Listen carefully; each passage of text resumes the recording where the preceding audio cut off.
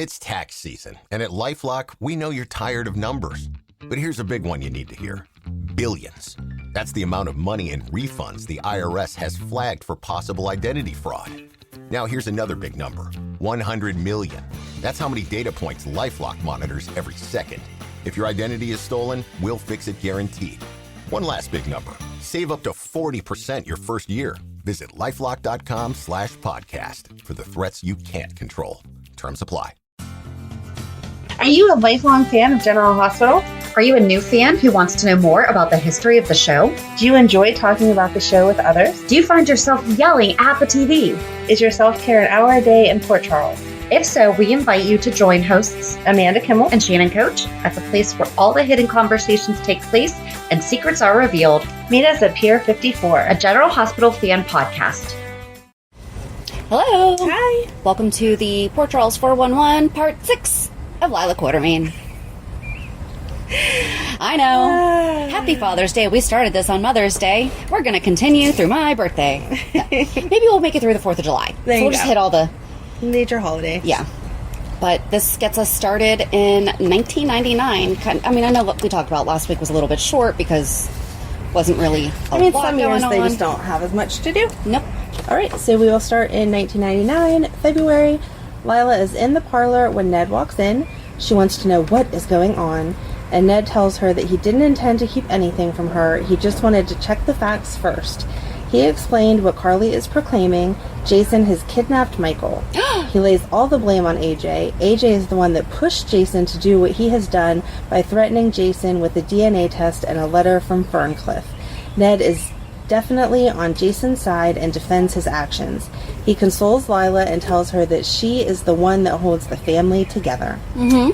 Emily finds AJ alone in the parlor and tells him that he just missed grandmother. Lila is upset and it's AJ's fault. She defends Jason in his actions. Ned returns to the cottage to find V reading Felicia's manuscript. Who's V? Wasn't that Jax's? Oh, okay. He tells V that he doesn't care what she's doing. He's having a bad day. He just got through telling Lila what is happening and he hates to see her get hurt like this. She has always been the good one thing in his life, and V asks how, and Ned tells her how Lila has been given him the love that his mother couldn't or wouldn't give him when he was just a child. He tells V that if he was in Jason's shoes, he would take the baby far away from the cues also. He doesn't have any faith in AJ being a good parent. He thinks AJ is just a spineless puppet. Wow. That was back whenever Ned and AJ, I mean, I don't know that they ever really got along, but Yeah. that was the height of their despise for each other. The next week, Ned offers Felicia a job writing Lila's memoirs. Oh, I love that. That's what this entire week is about, Oh, so I buckle love it. up. That's why I was saying this week's going to be juicy. Oh, I might cry. He wants Lila to tell her life story. Felicia can't believe that he wants her to be Lila's biographer. She says that she would love to do it, and she can't think of a story she would rather tell than Lila's. And then in March, Ned is trying to convince Lila to write her story. He knows that it sounds daunting to organize and set down on paper a lifetime of events. That is why he hired Felicia. Lila says that it was very thoughtful and Felicia is always good company. Ned says that all she would have to do is have tea with Felicia once or twice a week and reminisce. Lila says that that sounds nice, but no. Ned tells Lila that he doesn't mean to sound dense, and he can certainly take no for an answer, but this is so unlike her. They all grew up hearing her stories of the old days, and she never seemed to mind who heard them when she was telling them. Lila asks Ned if there are events in his life that he would like to just as soon not relive. Ned says, of course there are, but he is a backstabbing, cutthroat, immoral son and a she-devil. Lila says that life is meant to be enjoyed, not committed to paper. She has enjoyed every moment of her life, and she doesn't think that it should outlive her.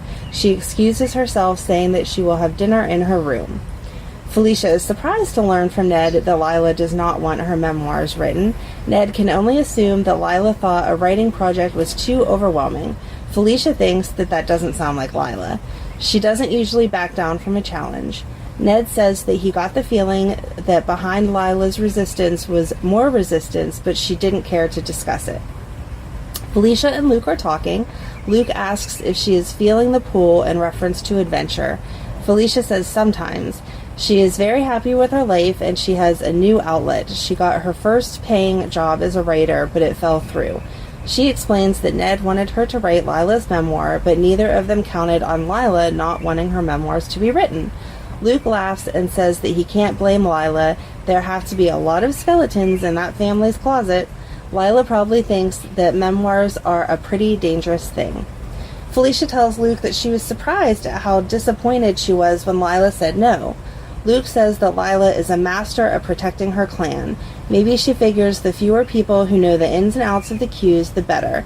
Felicia thinks that Lila is a wonderful story and she would love to have the opportunity to tell it. Luke suggests that she go see Lila and tell her everything she just told Luke. Felicia is afraid she would look like a pest, but Luke says that Lila can handle it. The worst thing that can happen is Lila still says no. Felicia leaves, resolved to go see Lila, and Luke resumes his rush to get ready for his trip. A few days later, at the Quartermaine mansion in the study, Felicia is there talking with Lila. A persistent Felicia tries to convince Lila to have her memoirs written. Lila tells Felicia that her refusal has nothing to do with Felicia personally. Felicia says that she simply wants to talk about the memoirs and promises that it would be a painless project because she has a plan. Edward eavesdrops behind a door as Felicia attempts to persuade Lila to write her story of her life. Lila tells Felicia that the future matters to the family too. As if on cue, Edward comes out, asks if he heard the M word, memoirs. Felicia tells him yes, he did hear the word memoirs, and says that she has taken no offense at Lila's refusal. She then tells Lila she'll let her think about it further and decides to leave. After she's gone, Edward says that he thought that Lila had the matter settled with Ned. He then tells her that he has made plans for them for the evening, and Lila tells him she would rather not see him act abominably. I love Lila. The following week, there is more arguing over Michael. Edward is being Edward, and at one point Lila leaves the room telling him she doesn't care where he is sleeping tonight as long as it isn't in their bedroom.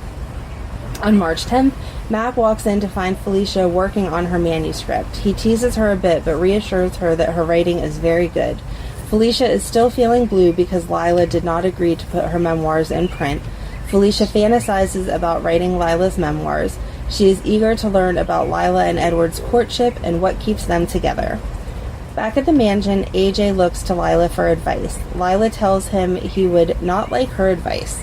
She warns him it would mean doing the hardest thing he has ever had to do. AJ abruptly leaves. Edward is outraged that Michael is still crying. Lila offers a suggestion in which Edward quickly rebuffs. Lila in turn calls Felicia and agrees to her writing her memoirs. Edward overhears this and is very upset.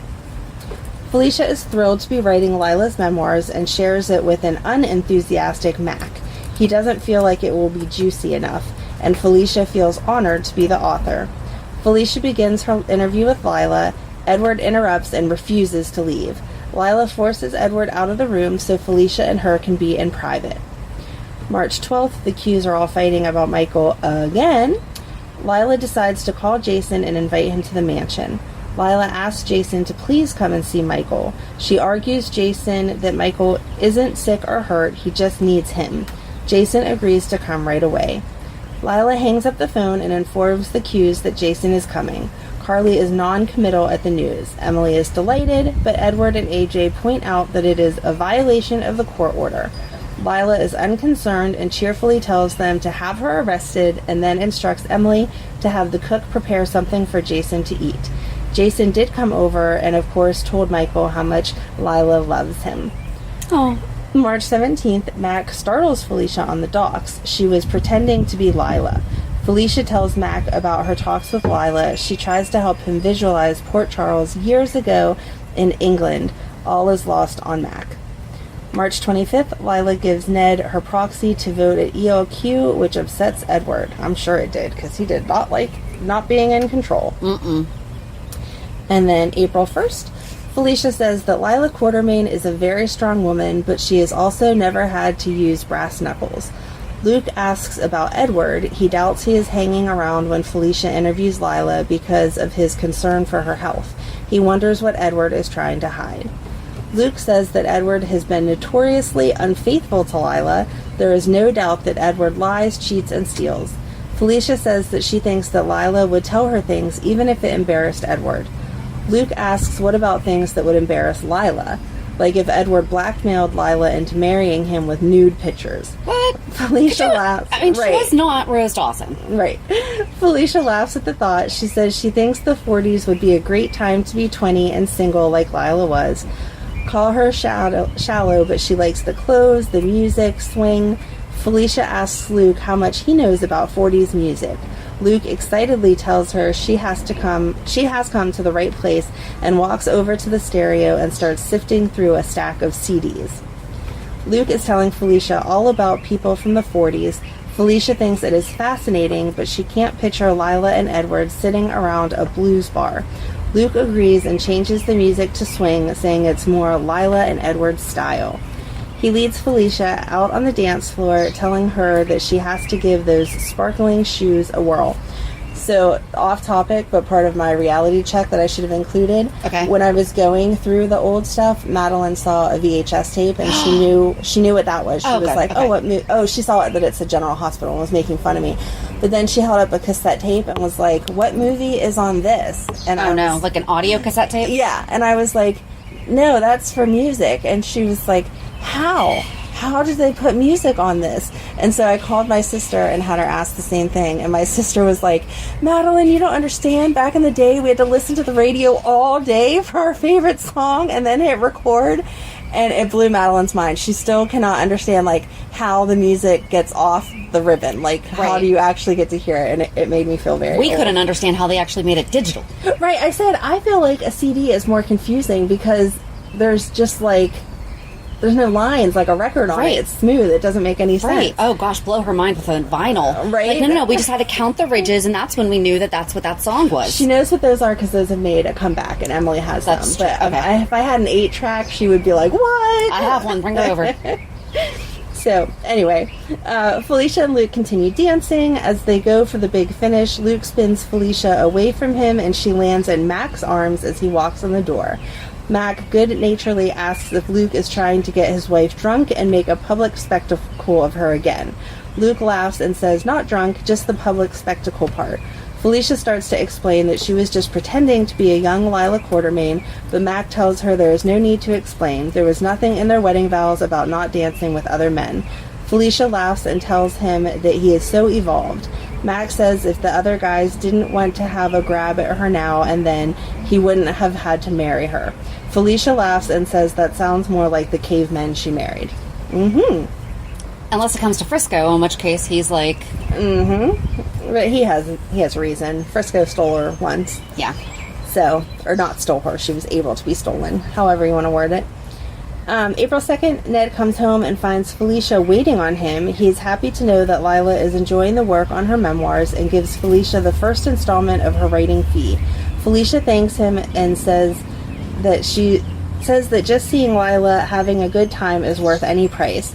He then asks her how far they've gotten. Felicia tells him how Lila has been talking about her teenage years and about her first husband, Crane Tolliver.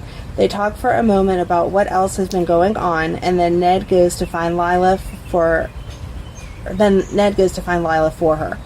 While she waits in the family room, Felicia sits on the floor by the side of the sofa and starts taking down notes for her talk with Lila. Soon after, Alan and Monica come in, totally engaged in their kiss. They close the door to the family room and are unaware that Felicia is sitting behind the side of the sofa and gets ready to make love. Before they get too far, Felicia stands up and makes her presence known, interrupting an intimate moment between Alan and Monica. They are startled and she apologizes. They say it's okay, and she explains that she is waiting for Lila. They excuse themselves and go upstairs to finish what they were about to do downstairs. Oh. Felicia stares after them, glad that they have found their way back to one another. Yeah, during the day when Lila is like still awake, I don't think you should be trying to do that in the family room anyway. Yeah. But you're lucky it was Felicia who caught you before you got started than Lila who caught you in the middle. Oh, she'd have been like, oh, pardon me, I'm just going to grab this like little thing right here and you two can have the room to yourself soon. Lila comes downstairs and she and Felicia talk. Felicia is hoping to get some details of the background as they talk about Lila's house growing up and how she modeled the room they are in after her father's living room. As Lila and Felicia talk, Felicia gets lost in her memories and tells Lila about her learning to swing dance and how much she is getting into living Lila's life. Lila talks about how easy it is to fall in love on the dance floor and how she used to practice, just hoping someone would ask her. Lila's stories about an early romance give a tickled Felicia material for her book and fodder for her daydreams. The subject then jumps to Lila's brother, Hal, and Felicia tells Lila that every time Lila describes Hal, she can't help but think about Ned. Lila confesses to Felicia that Ned reminded her of her late brother Hal, and Felicia comments on how weird it is that she sensed that early on. Ned comes back in as they are finishing up and tells them from the laughter it looks as if they are having a good time. Felicia tells Lila she'll see her at their next session. As Ned wheels Lila back up to her room, she tells him how much he reminds her of her brother Hal. Alone in the family room, Felicia imagines herself as a young Lila dancing around the living room. I barely remember all of that, and I just feel like, I don't know, it's kind of weird. It is, but seeing her, like, hearing them say reminisce sounds weird, but they did, like, the playbacks, like, Felicia really was Lila, and so you got the sense of it, and then it wasn't as weird. I think seeing it play out was not as weird as describing it. Gotcha. So then, April 8th, Felicia is at Kelly's with a very 40s-looking hairstyle when Mac arrives. I think that's where I started to get weird. I'm like... In, like, the regular day, she was still... Yeah. It's like, okay. What you doing here, girlie? And then, as he kisses her hello, he comments that she has changed her hair. Quite the detective there, Mac. He loves it, but it looks like somebody else. It's her, but it doesn't look like her. As he continues to try to dig himself out of the hole he has dug, he asks to start over and tells her that her hair looks great and stops there. Wise man, Mac. Yes. Felicia asks if she looks like she's just stepped out of the 40s. Mac says that she does and asks if that's what she wants. Felicia says that it all goes under the heading of research. If she's going to write Lila's memoirs, she needs to understand the world Lila lived in. So she wore hairpins today. I don't think that's going to give you a good indication of the life. Let me put on your sunglasses, Shannon. I know. Now Here, I know do you your want to whole live life. my life story? There's my glasses. Mac tells Felicia that he loves it when she gets carried away with enthusiasm, so I do understand that one. Felicia is so annoyed by Mac's comment and asks if he was trying to irritate her. Felicia angrily tells Mac that cheerleaders have enthusiasm, and putting her in that category is like patting her on the head and saying, "Isn't that sweet?" Mac says that all he meant was that he admires the way she throws herself into her projects. I can't picture Mac saying anything condescendingly. I should have rewatched so much of this. So Felicia says that he certainly didn't like the way she threw herself into the Cortlandt Street project. Ooh, we're gonna have to, like... Wasn't that whenever she was, like, trying to get drugs and stuff like that? Yeah, and that's probably kind of a fair point. Like, you don't want her to... Yeah. Die. Max says that she was risking her life. He loves the way that this book is turning out, but he would appreciate if she would keep her action in her head. Felicia says that Mac probably thinks Lila didn't have any adventures in her youth. Max says that Lila is a wonderful person, but he doesn't consider taking high tea much of an adventure. Felicia says that Lila was courageous, impulsive, and completely self-reliant. Seriously. She thinks that is the nicest thing Mac has ever said to her. She is not assumed when Mac reaches over her and pats her head. I'm sorry, my neighbor just decided to start pulling out his weed marker.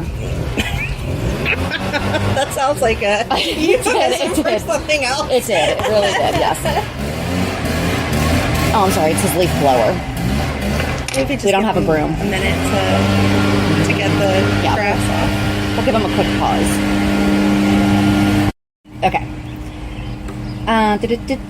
April 9th at Luke's place. Felicia comes in, made up to look like Lila back in the days, and gets Luke's opinion.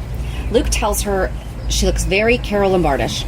Felicia explains to an approving Luke why she's decided to wear the appropriate hairstyle and clothing for inspiration as she pens Lila's memoirs of the 40s. I think this is where I don't understand why people are so... Felicia and Luke would have been great. Like, she was putting herself in a completely different... Right. it wasn't Felicia. She was just pretending to be somebody else. And I don't know. She then admits that she wants to feel young, like a young Lila. He pours her a drink and they chat, and Felicia tells Luke that she has a favor to ask him. Felicia asks to borrow a few LPs from Luke's famous collection, but Luke informed her that he has never parted with his babies unless he was with them, a Spencer rule. Felicia promises to take care of them, but Luke told her that no one takes care of your albums as well as you do, and it's a lesson he learned a long time ago. April 27th, Felicia and Lila briefly discussed Lucky's death and the effect it had on Emily. Lila said that Emily was devastated, but that she grieved privately. Felicia then talked to Lila about the first time she met Edward. She said that Edward was the love of her life, but when they first met, she had been engaged to a man named Elliot Thompson. Felicia asked what had happened to him, and Lila informed her that Elliot had been killed in the war. She also explained that it had been an arranged marriage. Lila also told Felicia about some letters that she had exchanged with Edward and her cousin Eleanor.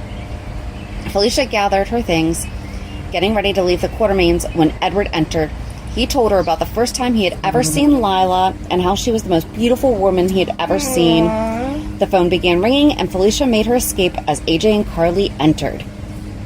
In May, Chloe was intrigued by Felicia's request to gain access to Lila's old love letters. At Chloe Morgan's fashion show, Felicia and Chloe wait for the arrival of the letters. Chloe apologizes for the delivery taking so long and confesses to Felicia that it was because of her Aunt Eleanor's reading Lila's letters that inspired Chloe's first design.